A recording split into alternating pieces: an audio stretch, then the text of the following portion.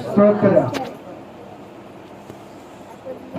దేవుడు నడిపించకపోతే మనము నడిచే వాళ్ళము కాదు. దేవుని సన్నిధిలో ఈ 6వ నెలలోనికి దేవుడు మనం నడిపించాడు. హల్లెలూయా. 5 నెలలు గతించిపోయినాయి. ఈ 6వ నెలంతా కూడా దేవుడు మనల్ని ఆశీర్వదించును గాక. ఆమేన్. అనేక స్థలాలలో, అనేక ప్రాంతాలలో, అనేక రోజులలో మనమందరము కలిసి ఈ రోజున ఈ దేవుని సన్నిధిలో మనల్ని దేవుడు నిలబెట్టాడు. ప్రత్యేకంగా జ్యోతం వచ్చినందుకు దేవునికి స్తోత్రం. ఆమేన్. ఎందుకంటే మనము అందరము కలిసి ఆరాధించగలిగితేనే సంఘం. ఆమేన్. దేవుని సన్నిధిలో సాక్ష్యము ఏంటంటే మనము దేవుడు గత నెలంతా కూడా ప్రతి పనిలో, మనం చేసే ప్రతి కార్యకలాపాల్లో సంఘాన్ని నేను ప్రతిరోజు ఉదయాన్నే లేవగానే ఫస్ట్ 3 విషయాల మీద ప్రార్థన చేస్తాను. ఆమేన్. 1 సంఘం, 2 సమస్య. 1 ఫస్ట్ నోరు తెరిస్తే మన నోట వచ్చేది సంఘాన్ని ఆశీర్వదించు ప్రభువా. ఆమేన్. మన నోటలో నుంచి వచ్చే ప్రతి వాక్కును దేవుడు వింటాడు. నేను బైబిల్ గ్రంథంలో మీకు కొన్ని విషయాలను ఈ రోజున తెలియచెప్పాను. యోహాను సువార్తలో 10వ అధ్యాయంలో 27వ వచనంలో ఒక మాట వ్రాయబడి ఉంది. ఏమని వ్రాయబడి ఉందో ఒకసారి చదువుతాం. 10వ అధ్యాయము 27వ వచనం.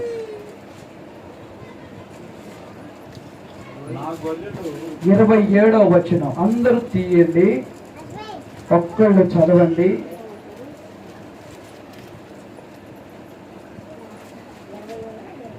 చదువు. నా గొర్రెలు నా స్వరము వినును. హల్లెలూయా. ఇంకొకసారి చదవండి. నా గొర్రెలు నా స్వరము వినును. చిన్న ప్రార్థన.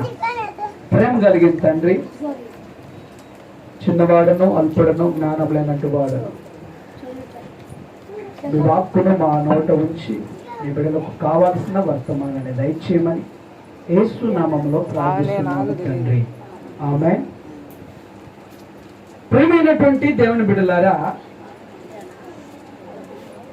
నా గొర్రెలు నా స్వరము వినును అంటే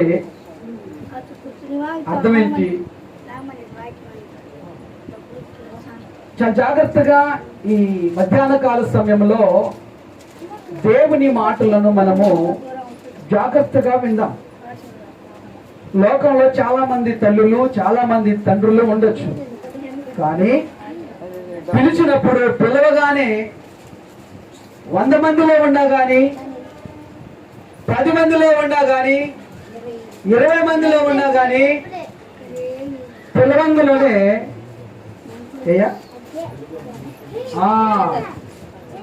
పిలవంగానే అరవంగాలోనే స్వరము వినబడుతుందంట. అంటే నా గొర్రెలంటే ఎవరు? జాగ్రత్తగా ఈ మాటలను మనము ధ్యానం చేయగలిగితే, ప్రియమైనటువంటి దేవుడి బిడ్డలారా, ఈ మధ్యాహ్న కాల సమయంలో యోహాను సువార్తలో 15వ అధ్యాయంలో ఏమని సెలవిస్తుందంటే, నేను నిజమైన ద్రాక్షావళిని, నా తండ్రి వ్యవసాయకుడు. వ్యవసాయం నువ్వే పని చేస్తున్నా, ఏ కార్యకలాపాలు చేస్తున్నా, ఎక్కడ నీవున్నా, నీవు పిలవంగలోనే, తల్లి పిలవంగలానే, తల్లి ఎప్పుడైతే పిలుస్తుందో, తండ్రి ఎప్పుడైతే పిలుస్తాడో అప్పుడు వెంటనే ఏమవ్వాలి? వినాలి. చాలా మంది అంటారు, అబ్బాయి మీ నాన్న నాకు వినబడుతుందిలే కానీ నాకు వినిపిస్తుందిలే, మా నాన్న అని తెలుసు, నాకు వినిపిస్తుందిలే. వినిపించినా విన్నట్టుగా నా గొర్రెలు, దేవుడు అంటాడు, నేను గొర్రెలకు మంచి కాపరిని. ఏ కాపరిని? నేను గొర్రెలకు మంచి కాపరిని. కనుక నా గొర్రెలు ఎక్కడ ఉన్నా కానీ నా స్వరాన్ని వింటాయి. నా గొర్రెలు నా స్వరము వినబడతాయి వాటికి. ఎందుకంటే అవి నా గొర్రెలు. హల్లెలూయా.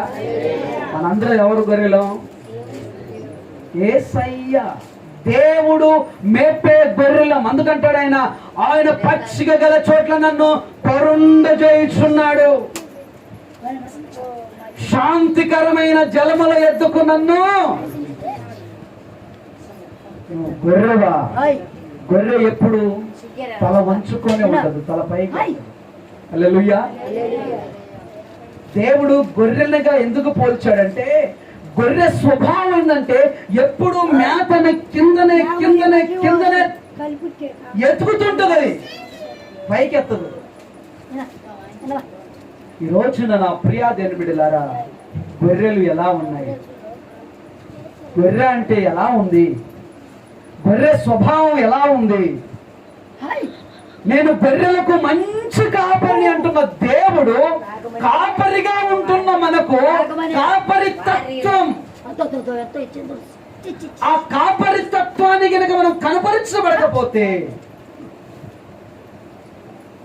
ఎలా ఉంటది? హల్లెలూయా. కష్టం వచ్చిన కష్టాలలో ఉండాలి, బాధ వచ్చిన బాధల్లో ఉండాలి, శ్రమ వచ్చిన శ్రమల్లో ఉండాలి. దేవుని సన్నిధిలో దేవుడు అంటూ ఉన్న మాట ఏంటంటే, నీ భారము యెహోవా మీద మోపము, ఆయన నిన్ను ఆనుకుంటాడు. ఇప్పుడు గొర్రెలు భయపడుతున్నాయి. ఏమని? ముళ్ళు గుచ్చుకుంటే కాపరు చూసి పట్టుకొని 4 దెబ్బలు కొడతాడేమో.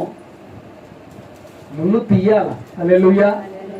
నీకు ముళ్ళు గుచ్చుకుంది అంటే ఆ ముళ్ళును తీయాలండి. నిన్ను నీవు దాచిపెట్టుకుంటే ఆ ముళ్ళు నిన్ను, నీ శరీరాన్నంతా కూడా చీమ పట్టేటట్టు పాడు చేస్తుంది. నీకు ఒక ముళ్ళు గుచ్చుకుందంటే ఆ ముళ్ళు తీయగలిగిన కెపాసిటీ ఒక కాపరికి మాత్రమే ఉన్నది. హల్లెలూయా. నీలో ఉన్న ముళ్ళును తీయాలి. ఏంటండి ఆ ముళ్ళు అంటే? ఏదో పెద్ద పెద్ద ఏంటది అనుకోవద్దు. దేవుని సన్నిధిలో స్వరాన్ని నువ్వు వినాలా, దేవుని స్వరం నువ్వు వినాలా. ఎందుకు వింటాం లేదండి? రోజు టీవీ పెట్టుకొని టీవీలో అన్ని స్వరాలు వింటా ఉన్నాను.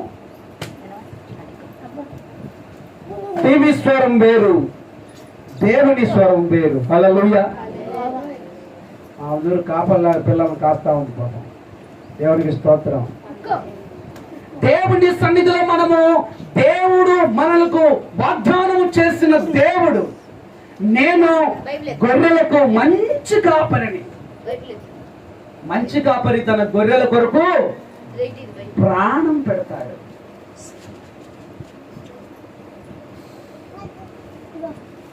దేవుని కాపరి అంటే గొర్రెల గురించి దేవుడు ఎందుకు ఈ మధ్యాహ్న కాల సమయంలో తెలియజేస్తున్నాడంటే, మనం అన్ని గొర్రెల్లాగా నమ్మకూడదు. మనం అన్ని ఏం చేస్తాం? గొర్రెలాగా తలదించుకొని తల దించుకొనే ఉంటాం. అందుకు దేవుడు మనకి ఒక గొర్రె అనే పేరునిచ్చాడు.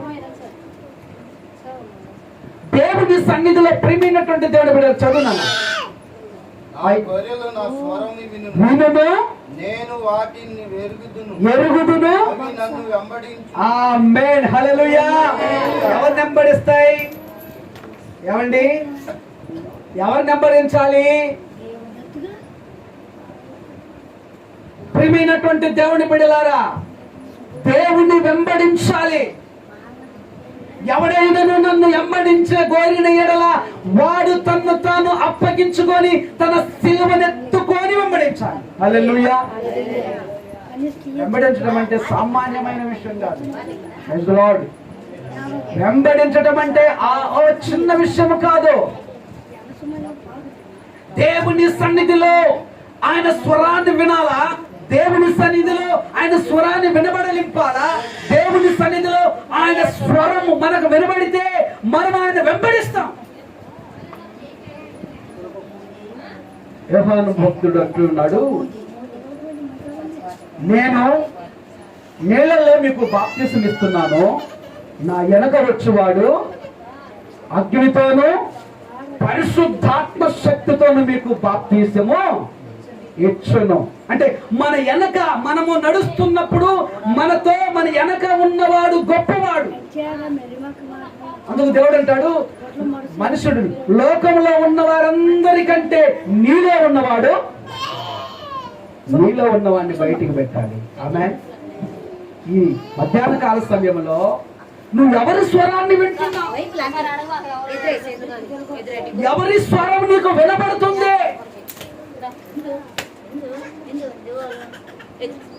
నీకు ఎవరి స్వరం వినబడుతుంది? దేవుని స్వరం నువ్వు వినాలా? హల్లెలూయా. దేవుని స్వరాన్ని నువ్వు ఎప్పుడైనా విన్నావా? దేవుని వాక్కును ఎప్పుడైనా నువ్వు విన్నావా?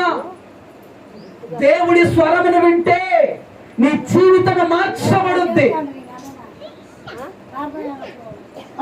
దేవుని స్వరము వింటే నీ ఉద్దేశం మార్చబడుద్ది. దేవుని స్వరము వింటే నీ తలంపులు మార్చబడతాయి, జీవితం మార్చబడుద్ది. ఆమేన్. నీ పనులు మార్చబడతాయి. నీ చేసే పనిలో ఫలభరితాన్ని నువ్వు అనుభవిస్తావు. నేను గొర్రెలకు మంచి గుడ్ షెఫర్డ్, గుడ్డు మంచి కాపరి. కాపరి అంటే అర్థమైందో తెలుసా? కాపరి చేతిలో ఏముంటుందో తెలుసా?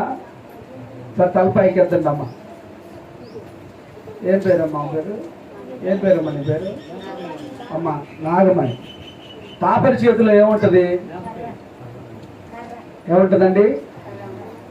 కర్ర ఉంటుందా? ఉంటుందా? అందుకని అంటాడు, కర్ర అనే మాటకి అర్థం ఏంటంటే నీ దుడ్డు కర్రయు నీ దండమును నన్ను. అంటే ఇప్పుడు కర్ర అంటే అర్థం ఏంటి? కొట్టటమా తిట్టటమా? కర్రను చూసి భయపడతారు ఎవరన్నా? ప్రియమైనటువంటి దాన్ని బట్టి యేసయ్య మన జీవితంలో ఉదయించినప్పుడు మనము ఎప్పుడైతే ఆయన స్వరాన్ని నువ్వు వింటావు, నువ్వు ప్రార్థన చేస్తున్నప్పుడు, నువ్వు బైబిల్ చదువుతున్నప్పుడు, నువ్వు వాక్యధానంలో ఉంటున్నప్పుడు, నీవు మంచిగా పాటలు పాడుతున్నప్పుడు, నువ్వు మంచిగా దేవుని పాటలో నీలమైపోతున్నప్పుడు నీ శరీరం ఎప్పుడైనా కానీ ఉత్తేజపరచబడిందా?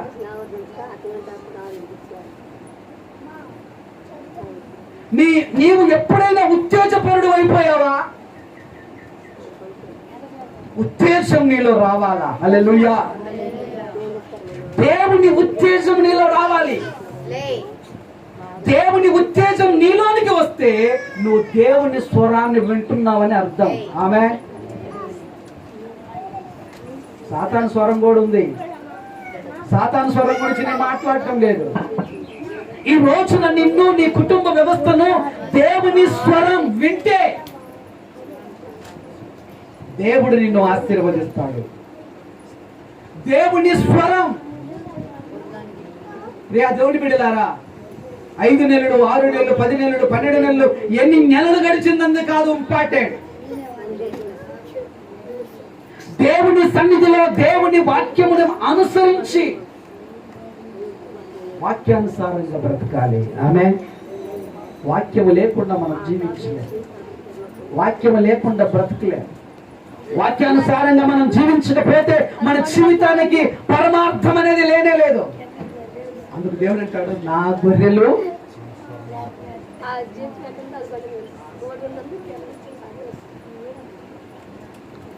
గొర్రెలన్నీ సినిమా హాల్లో పోయినాయంట. ఎక్కడండి? గొర్రెలన్నీ సినిమా హాల్లోకి పోయి ఆడ అరుస్తున్నాయి అంట. ఆడికి వెళ్ళాడు కాపరి, అబ్బాయ్ గుండెలు పగిలిపోయింది. అమ్మో, మన కాపరి కూడా ఎక్కడికి వచ్చాడు? ఆ దెబ్బతో సినిమా హాల్లో వెళ్ళిపెట్టాడు. నా ప్రియమైనటువంటి దేవుని బిడ్డలారా, దేవుని స్వరాన్ని నువ్వు వినగలిగితే నీ జీవితం మార్చబడుద్ది, తలంపులు మార్చబడతాయి. దేవుని స్వరాన్ని నువ్వు వినలేదో పాపం పాపంగానే ఉంటది, శాపం శాపంగానే ఉంటది, మరణం మరణంగానే ఉంటది. చింతకాయ అంటదట, చింతకాయ రాలు రాలు అంటే రాలటలేదు. మంత్రాలకు చింతకాయలు రాలుతాయా? మాట అర్థం చేసుకోండి. మంత్రాలకు చింతకాయలు ఫ్లెక్సీ పెట్టిద్దామని నేను లాలాపేట వెళ్తే, లాలాపేటలో ఒక ఆయన అంటున్నాడు, రండి దయ్యం పట్టినా పిల్లలు చెయ్యకపోయినా, పిల్లలు చెయ్యకపోయినా ఒక్క అంతరం జీవితాన్ని మార్చేస్తాను. ఫ్లెక్సీ కొట్టిద్దానికి వెళ్ళి చూసావు, ఆయనకెళ్ళి చూసి, ఎంత అబ్బాయి రోజుకి ఎన్ని అమ్ముతావు, బిజినెస్ బాగుందా, ఎంత బిజినెస్ వస్తుంది అని అడిగితే అంటాడు, జనం వినేంత వరకు బాగానే ఉంటుందండి. అది చెప్పిన మాట ఏం తెలుసా? జనం వినేంత వరకు బాగానే ఉంటుంది.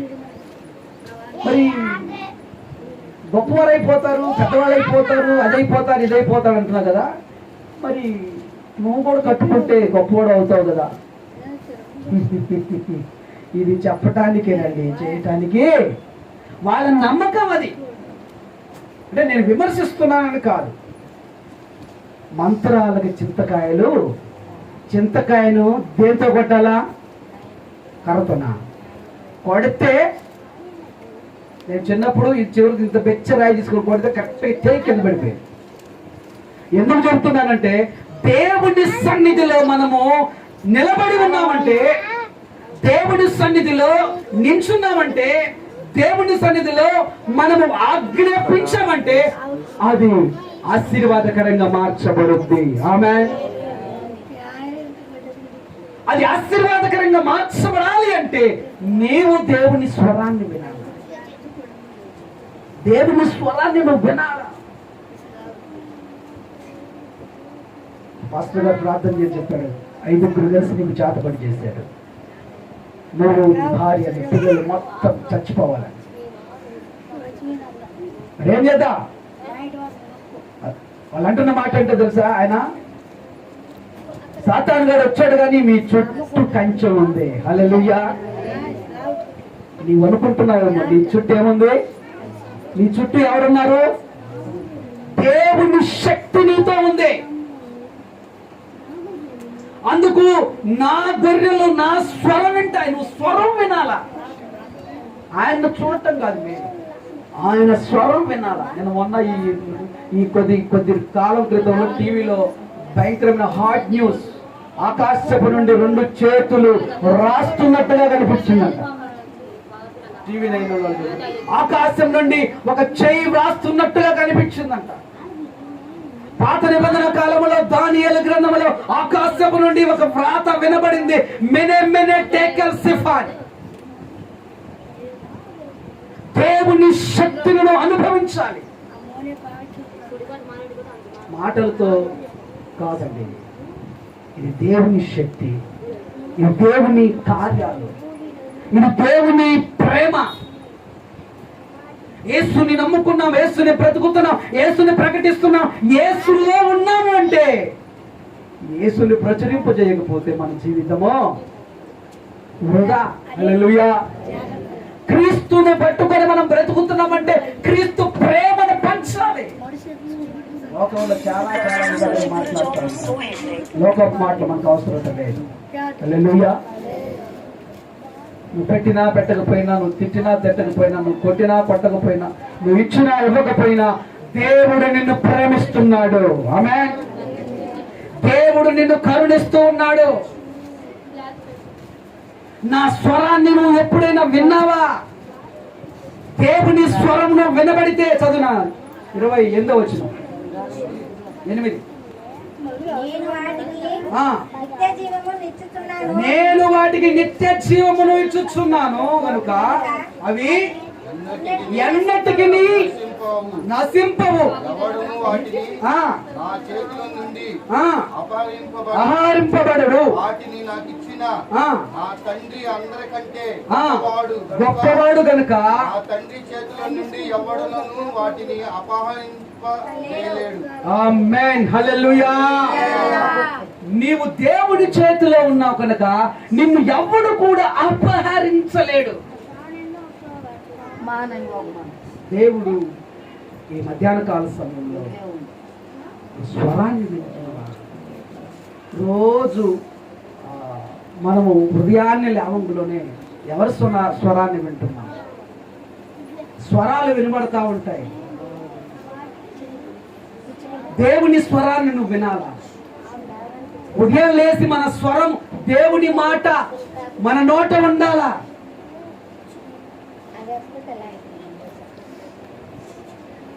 దేవుని మాట మన నోట ఉండాలి. మన నోటి నిండా దేవుని మాటలు ఉండాలి. లోకపు మాటలు కాదు, లోకపు తలంపులు కాదు, లోకపు ఉద్దేశం కాదు, లోకపు ప్రవర్తన కాదు.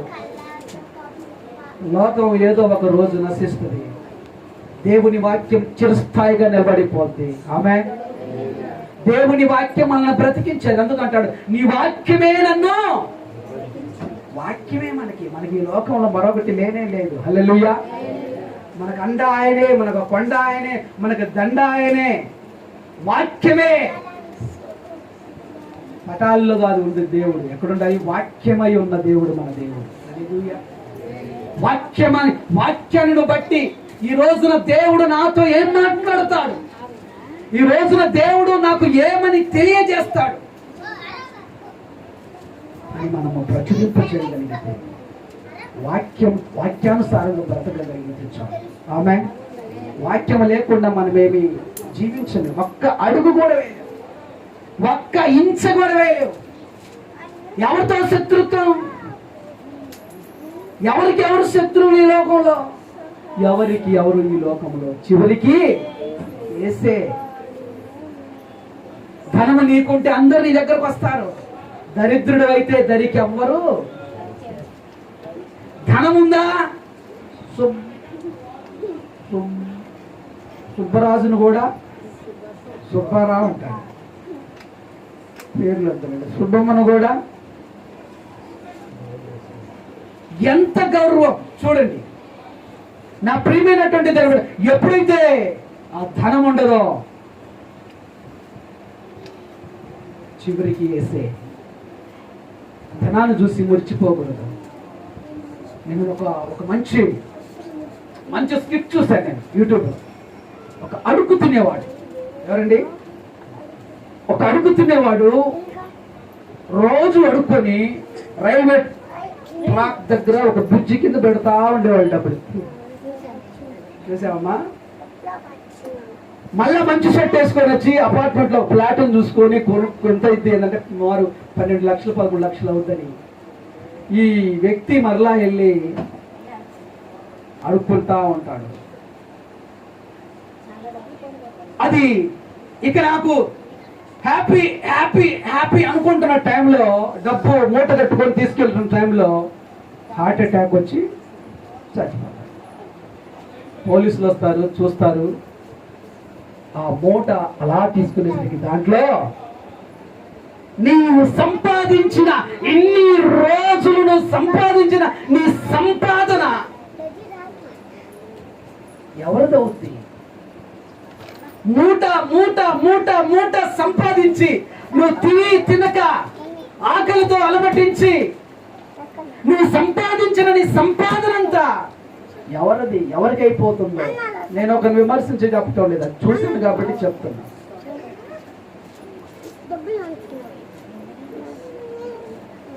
మా నాన్న కూడా భయంకరంగా ప్రవర్తించి లాస్ట్కి తను సంపాదించిన సంపాదనంతా మా అమ్మకు పక్షవాతం వస్తే దానికి పెట్టి లాస్ట్కి తనకు తన పరిస్థితి కూడా తీవ్రత కల్పించినప్పుడు దీని జీవితం ఎందుకు?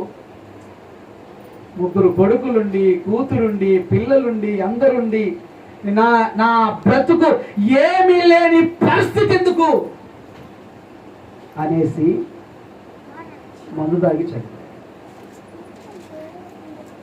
ఒకరోజు అన్నాడు, నా ప్రియ ఎందుకు చెప్తున్నానంటే, ధనము ఉన్నప్పుడు దాని యొక్క విలువ మనకు కనిపించదు.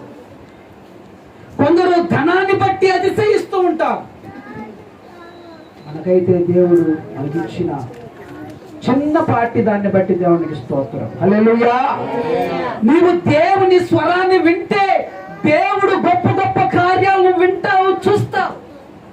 నువ్వు స్వరమే వినకపోతే నీ భార్య స్వరమే నీకు వినబడదు, నీ పిల్లల స్వరమే వినబడదు, నీ పిల్లల ఆకలి నీకు వినబడదు, నీ పిల్లల ఆకలిని నువ్వు చూడవు. ఈ మధ్యాహ్న కాల సమయంలో నా ప్రియా దేవుని బిడ్డ, దేవుడు మంచి కాపరి. కాపరి తన గొర్రెల కొరకు తన ప్రాణాన్ని, ఈరోజు మన ప్రాణం మనల్ని రక్షించడానికి, మనల్ని ఆశీర్వదించడానికి తన ప్రాణ త్యాగాన్ని కూడా చేశాడు. హల్లెలూయా. తన ప్రాణ త్యాగాన్ని చేసి ఈ రోజున మనము నిత్య జీవాన్ని ఇస్తానంటున్నాడు ఆయన. ఏంటంటే, వారికి నేను ఏమిస్తాను? నిత్య జీవం. ఎవరైతే నా శరీరాన్ని తింటారో, ఎవరైతే నా రక్తాన్ని త్రాగుతారో వారు నిత్య జీవానికి.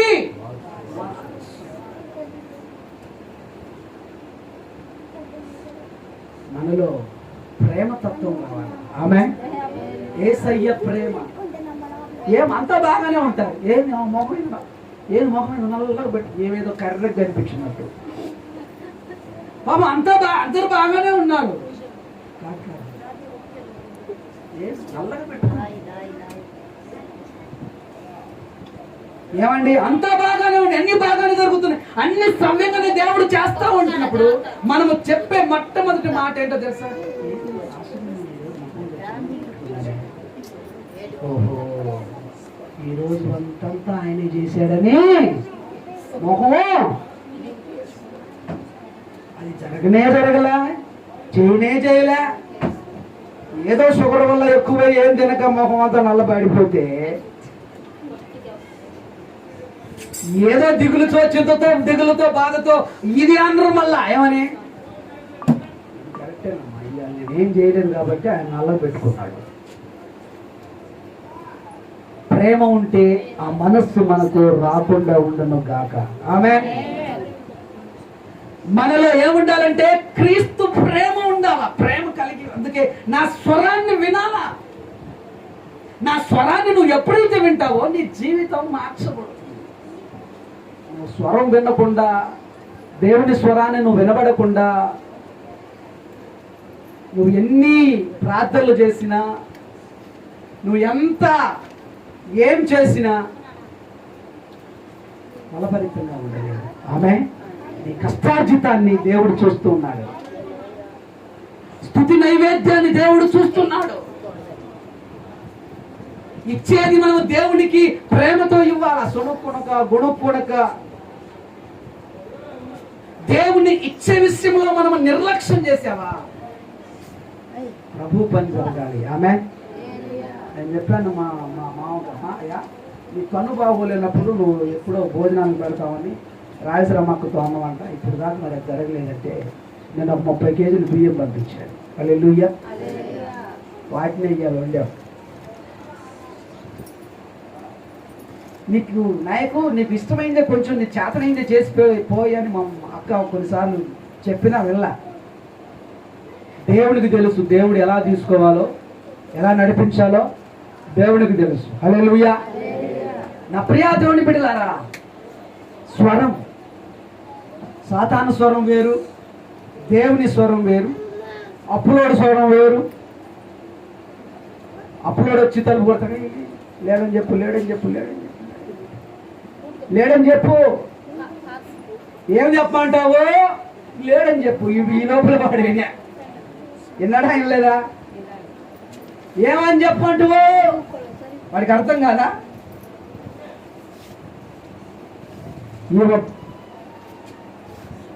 దేవుని సన్నిధిలో ప్రియాదేవుని బిడ్డ, ఈ 5 నెలలు గతించాయి. ఈ 5వ నెలలో 6వ నెలలో మనం ప్రవేశింపజేశాం. ఈ 6వ నెలంతా దేవుడు సమృద్ధిని అనుగ్రహించునుగాక. నీ చేతి పని, నీ చేతి కష్టార్జితం, నువ్వు చేసే నీ పని బాటలలో దేవుడు ఫలభరితంగా నిన్ను దీవించాలి. కష్టపడుతున్నావు, మంచిదే. ఆ కష్టార్జితం ఇంటికి రావటం లేదు. అది నీరు కట్టాల, ఫలింపాల, అభివృద్ధి చేయాలి. దేవుడు అంటాడు, నువ్వు నా స్వరం విను, నేను నీ స్వరాన్ని వింటాను. Praise the Lord. నువ్వు వినలేదా? నువ్వెవరో నాకు తెలియదు, నేను నిన్ను ఎరగను. లేదండి, నేను ఫలాని వ్యక్తిని ఆ రోజు అది ఇచ్చాను, ఇది ఇచ్చాను, బియ్యం ఇచ్చాను, వడ్లు ఇచ్చాను. నువ్వు ఎవరో నాకు తెలియదు. నీ స్వరం నేను వెళ్ళా. బాగా ప్రభులో మనం స్వరాన్ని దేవుడు వినాలి. ఎవరి స్వరాన్ని నువ్వు వింటున్నావు? రోజు ఎవరి స్వరాన్ని వింటున్నావు? నీవు దేవుని సన్నిధిలో భార్యాభర్తలైన మీరిద్దరూ నిజంగా సంతోషంగా ఉన్నారా? Man, praise the Lord. నిజంగా సంతోషంగా ఉంటే దేవుడు ఖచ్చితంగా మిమ్మల్ని దీవిస్తాడు. ఆమె మీ మధ్య గినక మనస్థిమతలు, మీ మధ్య గినక అలజడి, మీ దగ్గర గినక గొడవలు, మీ దగ్గర గినక ప్రాబ్లమ్స్ ఉందో అది కాపరికి తెలియదు. దేవుడు చూస్తూ ఉన్నాడు. Praise the Lord. దేవుని దగ్గర ఏది కూడా దాచబడదు. ఎవరు చెప్పరు నీ గురించి. నీ గురించి ఎవరికి చెప్పుకోలేరు. ఈ రోజున ఎందుకు దాచుకుంటున్నావో నాకు అర్థం కాదు. అయ్యా, మా ఆయన నా మాట వినటం లేదు అని, మా భార్య నా మాట వినటం లేదు. చిన్న మాట చెప్తా, దేవుని దగ్గర దాచబడదు. మీరిద్దరు మోకరించగలిగితే దేవుని శక్తిని మీరు చూస్తారు. ఆమె దేవుని ఆశీర్వాదాన్ని మనం అనుభవిస్తాం. ఈ 6వ నెలలో బడ్జెట్ ఎక్కువ ఉంటుంది చూడండి. ఏమండి, అన్ని బడ్జెట్, పిల్లలకి స్కూల్స్, బుక్స్, ఇవన్నీ ఉంటాయి. ఇవన్నిటిని కూడా దేవుడు తొలగించాలి. వీటన్నిటిలో కూడా దేవుడు నీకు విజయాన్ని ఇవ్వాలి. దేవుని సన్నిధిలో మనం ప్రార్థన చేస్తే నిత్య జీవం. ఈ 6వ నెలలో దేవుడు మనందరినీ అత్యధికంగా ఆశీర్వదించునే గాక. అందరూ మోకరించండి. మరేమొస్తుంది, వాళ్ళు వస్తారని కొంచెం వెయిట్ చేశాను. ఓకే, అయినా పర్వాలేదు. అందరూ మోకరిద్దాం.